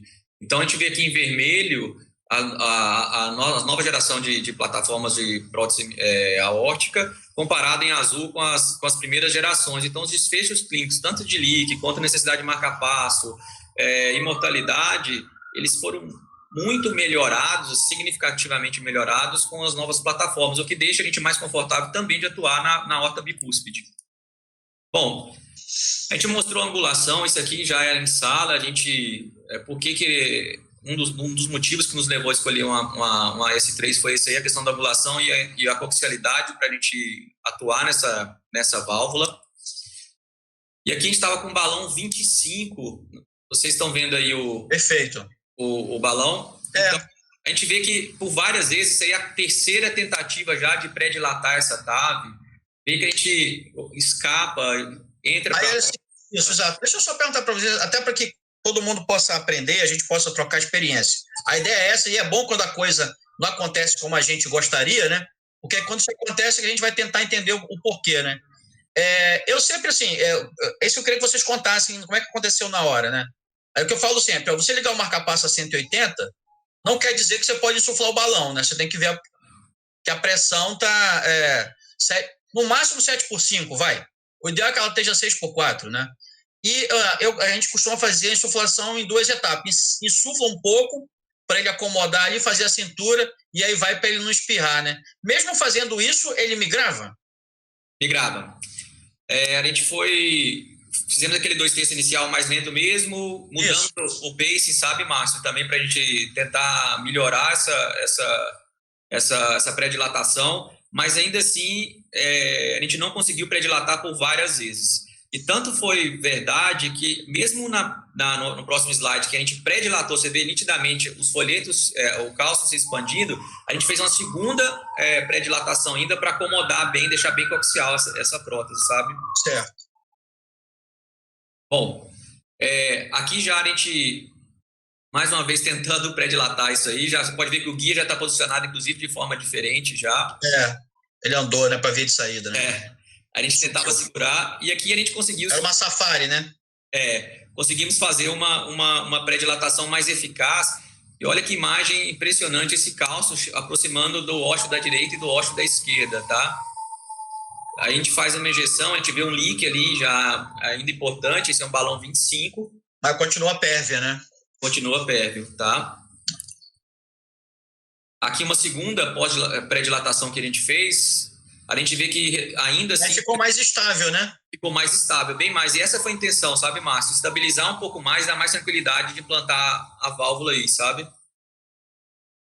Deu para ver bem legal. Eu quase nunca... A impressão que tem é que o cálcio, ele passa um pouquinho da coronária, assim. Eu tenho essa impressão, mas é porque o ósseo da coronária, o cálcio, não foi para o ósseo da coronária. Eu não sei se... Exato. Então, entendeu? Eu acho como se o ósseo ficasse aqui. Assim, eu acho legal vocês terem feito assim. Eu realmente não teria ficado preocupado, assim, por ter 21 de direita e 14 de esquerda, né? Eu nunca vi nenhum acidente com certeza. Com essa altura. Mas, sem sombra de dúvida, a imagem geográfica assusta, né, Itamar? Assusta, com certeza. E o seio é grande também. O seio é grande. Bom, aqui para quem não identificou essa movimentação do cálcio, isso aqui foi o movimento que o cálcio fez durante as 2 pré-dilatações efetivas, tá? Para onde ele se deslocou. Eu desenhei esse traço no meio aí para mostrar uma coisa que alguns estudos, ainda até no Harvard colocou, se em alguns casos ainda vocês utilizam medida com um balão. Vocês mudam ainda ou não? Não, eu não sei. Não sei se alguém faz. Eu realmente pela tomografia, entrou, não muda mais. Não pode vir em sala mais, né? A gente confia muito nos dados da tomografia. Inclusive, é uma coisa que você tem que estar muito consciente disso, porque na balão expansível você não tem tempo para isso. Mas na autoexpansível, na recapturável, como você tem a possibilidade de implantar e não liberar, ela fica presa lá em cima. Então, às vezes, quando você olha, principalmente na bicúspide, né, que tem folheto fundido, você olha a parte de baixo da válvula, ela não está encostando no outro lado, entendeu? Ela muitas vezes encostou no lado não coronariano, mas não encosta no lado esquerdo. Aí você fala assim, caramba, mas será que ela está fixa, né? Porque a sensação é que dá que tem um espaço entre a válvula e a parede da aorta, né? E aí você fica muito desconfiado. Será que ela está subdimensionada e na hora que eu liberar em cima ela vai migrar? Não, ela não vai migrar. Aquilo ali é material acumulado entre o strut da válvula, entre a haste da válvula e a parede mesmo. Ficou presa na rafa. Isso que o Márcio comentou no começo, que a gente vai... quando a gente está insuflando na válvula, a gente vai um pouco mais lento, e aí a questão que eu reforço... Até estou chamando a atenção para isso, mais lento, né? O olho, na hora de estar fazendo, tem que estar vidrado na tela, porque olha o movimento que esse cálcio fez e empurrou aí, olha o feio. Isso aqui é o que rompe, é o que perfura, é quando a gente tem os acidentes mais catastróficos em TAV. É verdade. Então, uma dúvida, eu queria ver se o Max estiver indo, ou que tiver alguém do Eco. Não sei o que está acontecendo com o Max, acho que ele está na praia e foi dar um mergulho, porque ele está entrando e saindo toda hora Sabe por quê, Márcio? Da transmissão. A gente tem um caso que eu coloquei no grupo, a gente vai fazer provavelmente na próxima semana, onde esse é um aspecto que me preocupou bastante. A gente teve uma reunião, acho que antes de ontem, com o Juan, que é especialista aí da autoexpansiva da Medtronic, porque a gente tem um TAV em TAV. E minha preocupação devido à calcificação, é uma válvula bastante calcificada, é justamente essa movimentação e a chance de ruptura. Se no momento que a gente está fazendo essa insuflação, nesses casos de exceção, onde tem uma intensa calcificação com risco de ruptura, ou no caso off-label, como a gente vai fazer um TAV, um off-label, porque esse paciente a gente vai tratar devido à embolização. A gente vai fazer um TAV em TAV. Se um eco transesofágico, e isso já tem alguns casos publicados, não ajuda a gente ser um pouco mais cauteloso, porque se você está vendo que o balão está fazendo esse movimento de protrusão com chance de rotura, e o eco está vendo ali esse movimento de balança, gangor, e de seta contra a aorta, se não é mandatório fazer um eco transesofágico para observar esse movimento e parar um pouquinho, e desistir talvez de fazer esse TAV em TAV, ou ir com o balão de forma menos agressiva, entendeu minha pergunta? Entendi, com certeza. Eu acho que o eco, acho que tem que fazer esse entubado com eco transesofágico, para tu ter uma ideia melhor do que está acontecendo na hora do implante, sem sombra de dúvida. Mas não tem resposta, né? Não tem resposta, e aí nesses casos que são duvidosos, você não tem resposta, entra com tudo. Né? Exato. Para você. Perfeito. E eu acho sempre pecar por excesso desses casos. Claro. Esse é um movimento que a gente vai mostrar depois para vocês o resultado, mas isso é uma das indicações do treco transesofágico que a gente pediu, foi para isso, ver esse movimento de... Excelente. Então, aí foi o implante então, né? O implante, aqui só passando alguns, para quem não está muito habituado com TAV, o marca-passo ele é checado por 3 vezes normalmente. A gente checa quando a gente implanta, durante o procedimento e antes de descer com a válvula. Então, a gente sempre checa esse marca-passo antes. É importante, quando você tem mais de um operador na sala, quem que vai dar a voz de comando para maestrar isso aí, para coordenar, se vai ser o procto, quando tem o procto, se não tiver o procto, quem está na sala de hemodinâmica, quem está o primeiro ou o segundo operador. Então, essa determinação de funções, quem vai ligar o marca-passo, se ele está consciente, entendendo o seu comando dessa forma. O que o Márcio comentou, eu escrevi aqui, é a liberação lenta mesmo, não só no balão, mas também a gente faz uma liberação um pouco mais lenta inicialmente, a gente checa, injeta para a gente ver desse jeito, puxa o pigtail e aí sim a gente faz a liberação final, porque nesse movimento de liberar um pouquinho, fazer a ortografia e tirar o pig, talvez você consiga ainda fazer uma correção mínima no implante. Fino, né? Um ajuste fino, né? Do posicionamento. Deixa assim, a projeção que eu vi lá era 0 de PA e 90 de esquerda, era era um perfil, né? Vocês fizeram 90 mesmo ou foi um pouquinho menos aí? A gente mudou, Márcio. Porque ficou bom aí, né? Ficou bom, a gente mudou. Por isso que a gente falou. Você vê que quase não tem paralaxe na válvula, né? A gente ajustou um pouquinho, a gente teve que mudar, porque depois das pré-dilatações, a gente se sentiu mais confortável de trabalhar por aí, sabe? Solta de novo pra gente ver, Diego, por favor. Era para estar em loop aqui a imagem.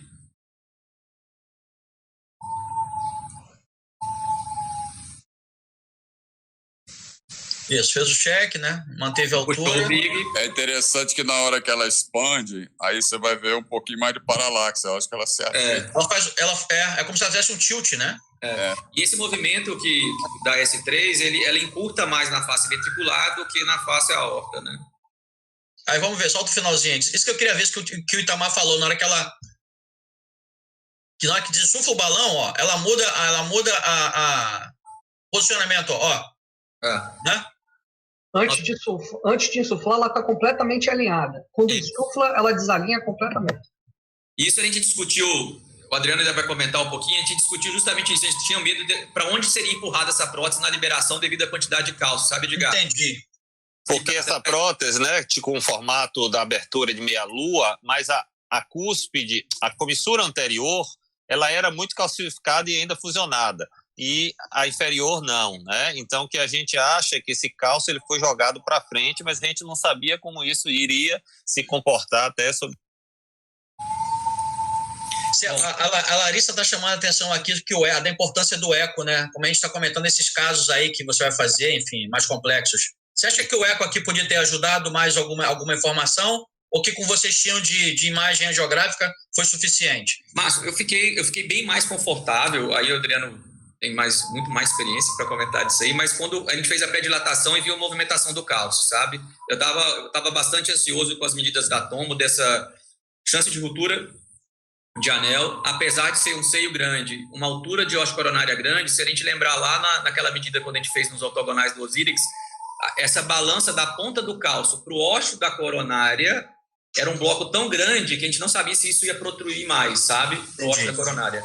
Mas depois da pré-dilatação eu não achei necessário ter o eco em sala em momento algum, assim, nesse momento. Agora, eu confesso que, analisando depois as imagens, esse movimento de seta aí para o anel e para a aorta, eu acho que o eco transesofágico ele te dá mais segurança para a gente ser um pouquinho mais, talvez, cauteloso. Essa definição no momento da liberação, isso é tão rápido que o eco tem um pequeno delay para ver as alterações. Eu acho que o eco não é rápido o suficiente para te dar alguma informação a mais. A informação da angioscopia ela é imediata e eu acho que ela te dá muito mais segurança. Eu, pessoalmente, me senti muito confortável com a imagem angiográfica. Eu acho que o eco seria difícil dar alguma informação para você fazer. Extra, né? Feito de jeito de outro. Eu acho que... Teria uma... O Max voltou do mergulho, ó. Vamos ouvir o que o Max vai falar aí. O problema do delay é no eco 3D. No eco 2D, a resolução temporal é muito mais rápida. O assunto é você estar bem posicionado e sabendo exatamente o que você está querendo ver e procurar. Né? Não o posicionamento, senão você, na hora de liberar, ver se não está pegando a mitral e ver o anel aórtico. Então, você se posicionar para ver a reação do anel aórtico e a rotura, principalmente no ponto onde tem mais cálcio. Né? É onde vai a maior chance de romper o anel. Você me fez perceber agora que o delay é na minha cabeça e não na imagem. É que, na verdade, assim... Tem que estar atento ao que está acontecendo na hemodinâmica. E o eco não está acontecendo no eco. Não você olhando para o eco. Então, assim, mas sabe, Max, o que às vezes eu acho é que o tempo que o eco dá a informação para procedimentos na via de saída, eles são muito longos. O paciente não aguenta a gente ficar ali na via de saída esperando a definição. Começa a ficar hipotenso. Então, assim, é complexo. Na minha opinião, eu acho que não justificaria a invasibilidade. E você está acostumado, e você sabe exatamente o que está procurando. Você está aí não para ver a válvula, você está aí para ver exatamente o ponto de rotura do anel, ponto. Ele anda aí, olha quando tem trombo, que eu falo, peraí. Aquela que tinha um problema de dissecção. A gente vê rápido a coisa. Então, entendi. Isso é a importância de um ecocardiografista treinado e acostumado para identificar e saber como falar. É uma coisa que quem faz estrutural tem que aprender, junto com o ecocardiografista que faz estrutural, para a gente ter uma linguagem, é uma coisa que o Nicolo Piazza fala muito, a linguagem tem que ser igual. Né? Nós estamos aprendendo a comunicar. Então, nós temos a tendência de sempre ter o ecocardiografista na sala, não precisa em muitas coisas, mas estamos aprendendo juntos. Né? O ecocardiografista saber identificar, mesmo que seja transtorácico. Não tenho feito muito transesofágico, não. Mas ele entra depois, ele diz, e aí nós estamos aprendendo. Lá em Zurique a gente chamou isso de esperanto estrutural. Então, uma língua para... É uma língua em comum para todo mundo. Bom, esse é o resultado que a gente teve aí. A gente observa que comentou um pouquinho. Resultado espetacular, fantástico. Vou voltar aqui, que é Adriano e Itamar. Impressionante o resultado. Esse é o final, depois da... Não é o final, não. Mas, ué, vocês não fizeram mais alguma coisa depois disso? Fizemos, a gente não ficou satisfeito muito não, viu? Que é isso, vazando, é que não aparece muito aqui, mas ficou com leak aí. Vocês estão muito exigentes, pô.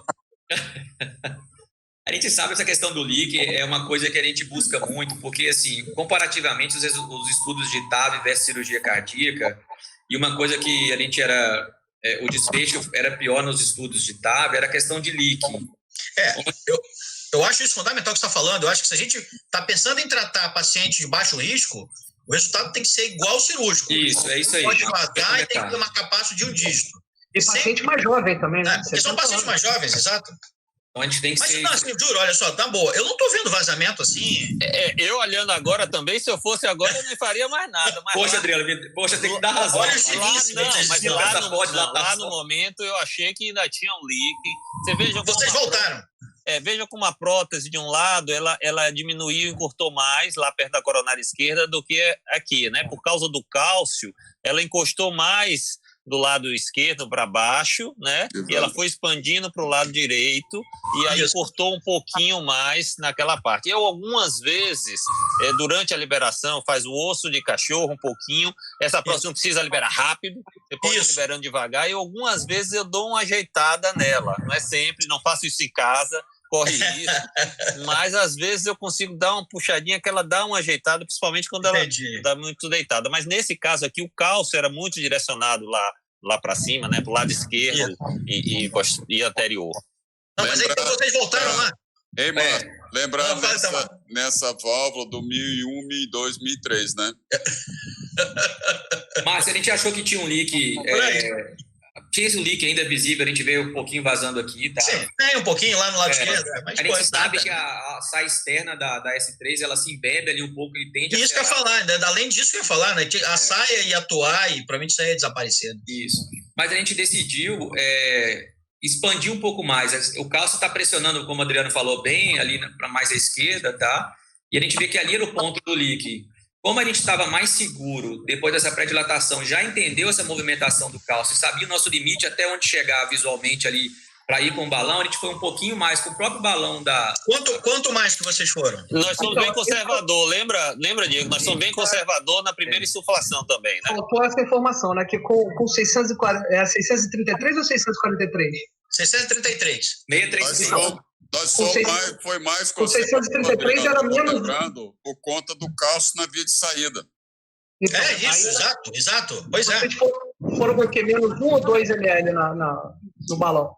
Eu acho que foi menos 1, foi menos... Não, a gente foi meio ml a mais a 1 ml a mais. Lembra não, menos, no início.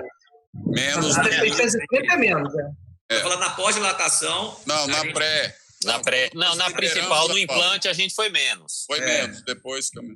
Aí foi por isso que foi... Aí na pós zerou, botou 1 ml a mais. Nominal e um pouquinho mais. Isso aí. Bom, isso aqui é a pós-dilatação. Por conta daquele cálcio, né? Que era um cálcio. Então, mas porque aquele cálcio no anel, que esse vazamento é por causa do cálcio no anel.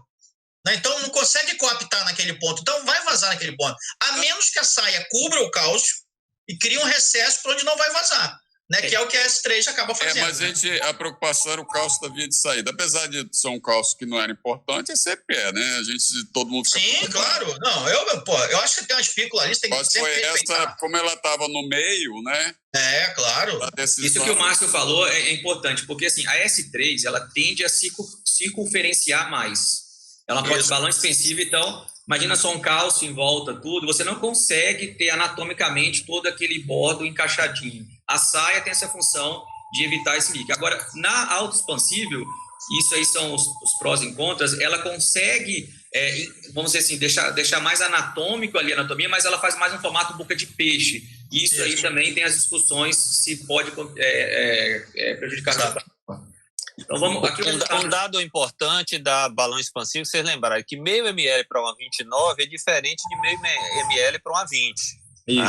Então quem vai fazer tem que lembrar disso. E outra coisa, vale a pena sempre checar o volume, o local ali do insuflador, né?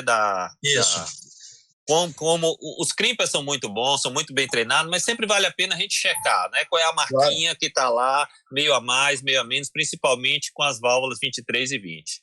Sem sombra de dúvida. Até porque é uma mudança muito pequena, né? Meio ml, 1 ml. Né? Mas se na válvula 20, isso tem impacto gigantesco. É muito importante na 20.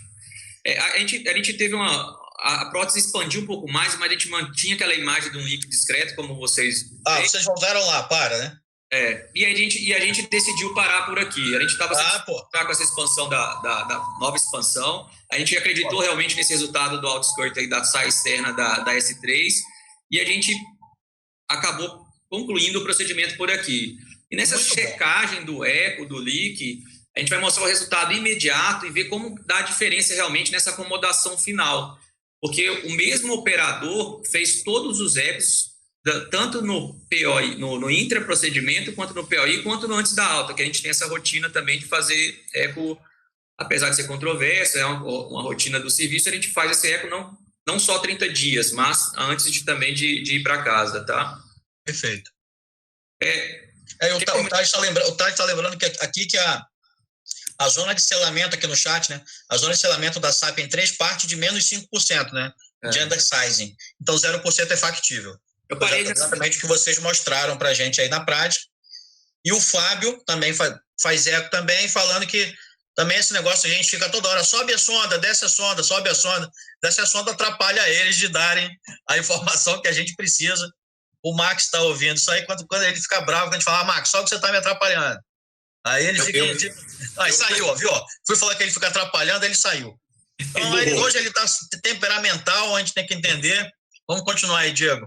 Então, essa imagem aqui é do POI, mas eu sempre procuro olhar pelo eixo curto, pelo menos na minha cabeça, eu acho que o eixo longo valoriza muito, às vezes, do leak. Sim, não, sem sombra de dúvida, o corte tem que ser transversal, né? Eu consigo ter mais... Mas olha aqui parece com um leak um pouco mais que a gente viu na ventriculografia, no POI, mas vê como está angulado também um pouquinho isso aí, sabe? Desculpa. Assim, nesse caso, vocês fizeram sem eco, né? Esse eco é pós, né? É isso? Esse eco Adriano, você sempre faz a ortografia no final, ou se você tiver um eco transofágico durante e ele mostrar um leak pouco importante, você não faz nada? Então, a gente sempre faz o eco, esse eco a gente faz em sala, a gente faz a ortografia e o eco. Tá, mas esse aqui é transtorácico, né? Transtorácico. Eu gosto de fazer sempre a geografia, a não ser que eu esteja com muita limitação de contraste. Perfeito. E aí a gente dispensa. Mas você fica confortável com aquela imagem. Parece que sair de sala sem a ortografia final ficou faltando, né? O Max voltou. E aqui são os gradientes, a gente vê que o gradiente de saída, a velocidade, o gradiente médio de saída, respeitando os critérios vácuo, foi o de 11, né? Lembrando que 20 é o que a gente tem de, teoricamente, sucesso. A gente achou muito, porque pela hemodinâmica, a gente não viu gradiente algum pelas curvas de sobreposição.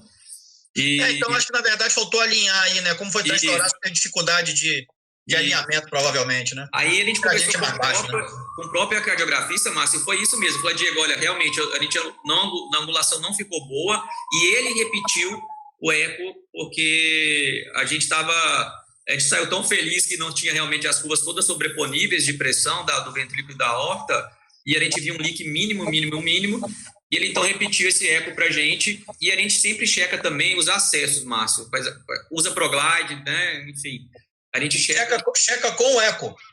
A gente faz o Doppler. Com o transpon. Interessante. Márcio, tem que lembrar que esse paciente tinha uma hipertrofia muito marcada no início do exame. E isso faz alterar as pressões dentro do ventrículo também. A hipertrofia do VEX está falando, né? Tinha uma cavidade pequena e o que protegia ele contra um eventual leak paravalvar é a presença que já era um ventrículo com regurgitação. Então, quando você não tem regurgitação nenhuma, estenose pura, eles toleram menos o leak paravalvar. Mas quando ele já tem uma regurgitação prévia, eles toleram melhor. Isso é verdade. Boa. Ótimo. Boa. Bom, 3 dias após que a gente tem é isso. Eu peço desculpas aí, vai parecer história de pescador, mas o Adriano está aqui para não deixar de chamar, porque eu não consegui passar para o Daikon para agora, para a aula, mas acreditem, esse paciente realmente foi feito, se não tinha leak mais, ou a saia realmente cumpriu o papel dela, ou a medida que a gente fez na hora, a ortografia estava batendo com esse controle, e o gradiente médio desse paciente foi de 5, depois pelo mesmo operador. Excelente. Os ecocardiografistas reclamam que o paciente deitado para cima não encosta o coração, né? Então eles preferem depois fazer e deitar o paciente de lado, né? Isso eles falam muito. E dizem que a saia da Ultra é melhor ainda, né? Então, quando nós começarmos a trabalhar com a Ultra, diz que a saia da Ultra ela enche mais rápido. Vai ter menos vazamento ainda, né? Vocês possuem alguma coisa, vocês que estão bem envolvidos com a TAV, Adriano e Márcio, que tinha aquela questão da conversa da Jena Valve para IAO, lembra quando era Bicus? O que eu sei da Jena é que eles testaram, ela saiu e agora parece que voltou, acho que eles mudaram o modelo e ela voltou. Eu não estou sabendo de novos resultados ainda. Também não, ela era primeiro transapical e veio uma transfemoral, né? Isso. Mas ainda... Da IAO, né? Ela voltou agora com a O pessoal tem tentado os casos de IAO aí, existem alguns casos anedóticos, né? Aqui na América do Sul, eu acho que ontem, na verdade, o Aelson aí de Aracaju me falou de um caso dele. Tinha muito mais, tinha um pouco de estranho, mas muito mais IAO, ele ficou muito preocupado, mas ele botou uma válvula e falou que ficou bem e tudo, enfim. Eu acho que esse é o nosso próximo capítulo, né? O grande problema é aquela IAO com dilatação muito grande do anel e quando a via de saída também é dilatada. Porque quando você tem uma via de saída, né, que ela é mais regular, né, não é tapered, né? Você talvez... O contrário, se você flare, né? Tipo um leque, ela abre, né? Exatamente. Agora, quando ela abre, só tem aquele anel que já é dilatado, aí vai ser um problema para fixar, né, Adriano? Para autoexpansível, Imagina. E parece que alguém mandou um recado para você depois desse caso aí, né, Diego?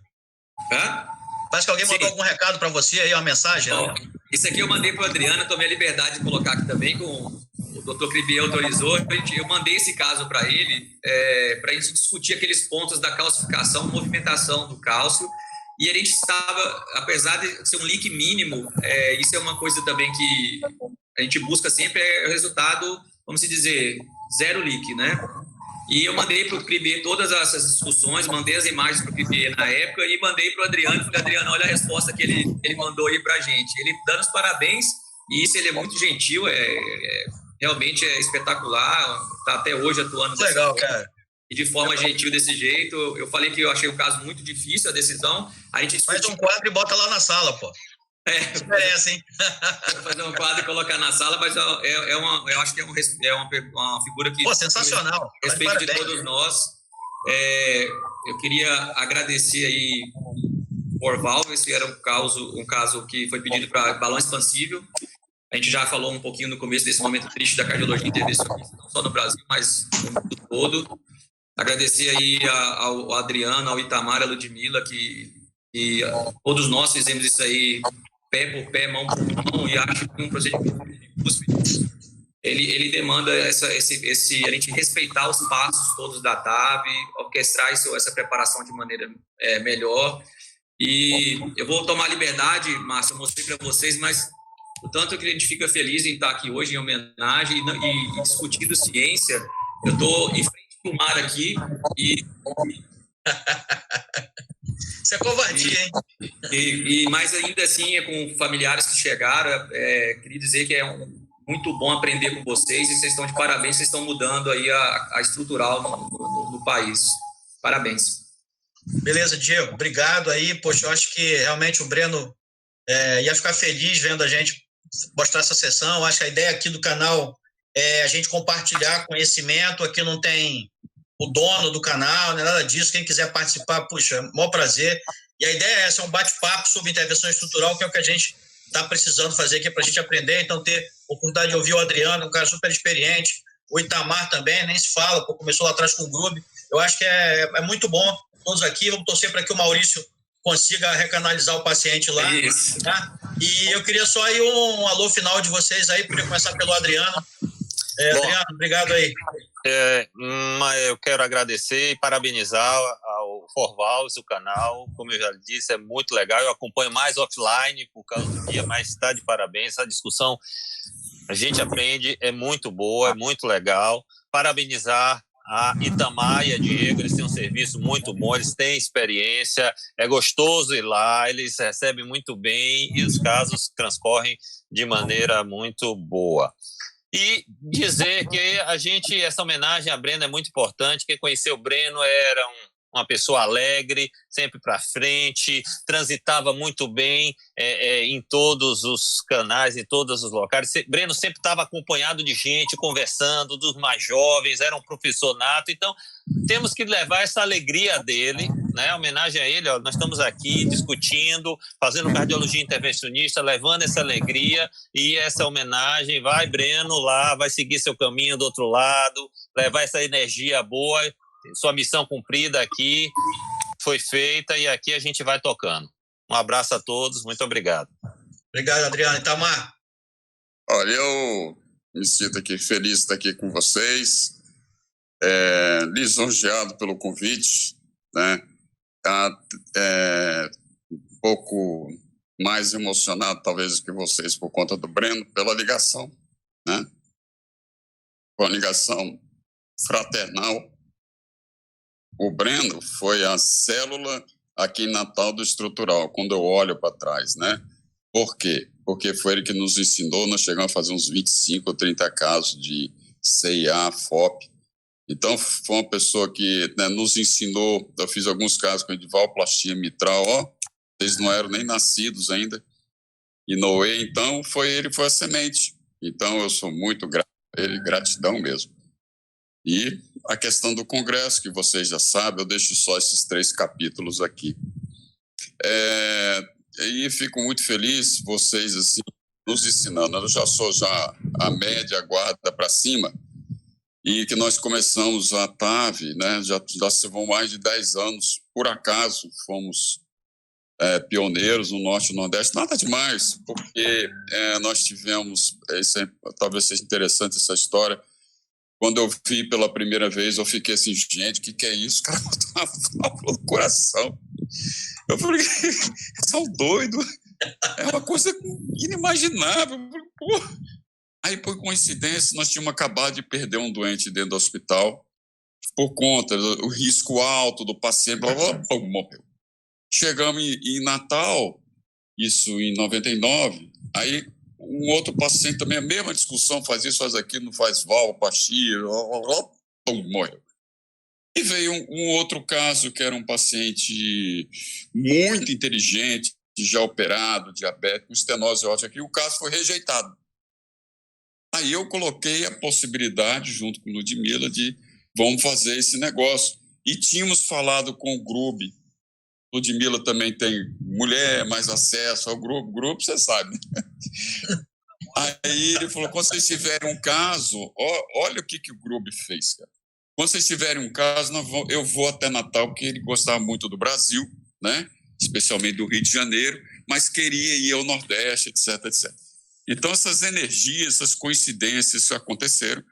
Foi um caso muito difícil, não tinha angiotomo, todas essas coisas, toda essa distinção, esse screaming que é hoje, né? E foi feito assim, meio na porrada, assim, e subir com aquela valve, meu Deus, aqueles cálcios na femoral. Aí falou, o que você faz? Vamos botar balão. Eu botei balão, quebrei cálcio, dissecou, não sei como é que... No final deu certo, esse doente viveu ainda 1 ano e meio, né, mas ficou com insuficiência aórtica moderada. Mas foi para uma classe funcional extremamente aceitável, com vida boa.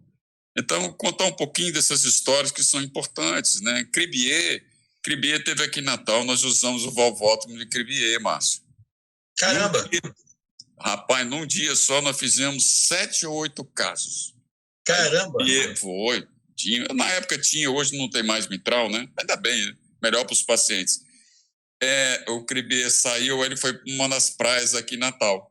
Umas praias tipo essa aqui, Diego, tá? Diego tá na Praia do Sul, né? Tá no Sul ou Norte? Norte? Seu microfone tá desligado. Microfone fechado.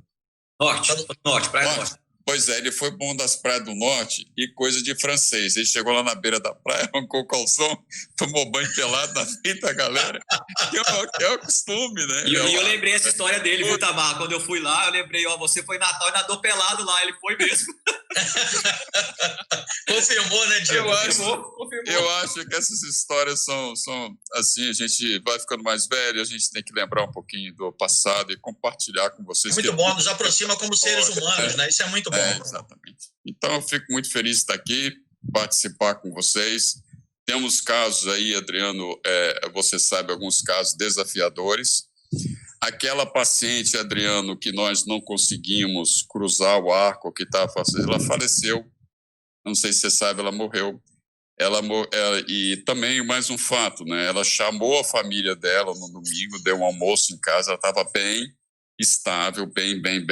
Aí na segunda-feira, pum, esses doentes morrem, né? Talvez Deus saiba o que faz, né? É claro. Não sabe. Então, eu desejo a todos um excelente final de semana. Dia 7, a segunda-feira, dia da nossa pátria Brasil. Vamos rezar para a nossa pátria, que tudo reflete na gente, né?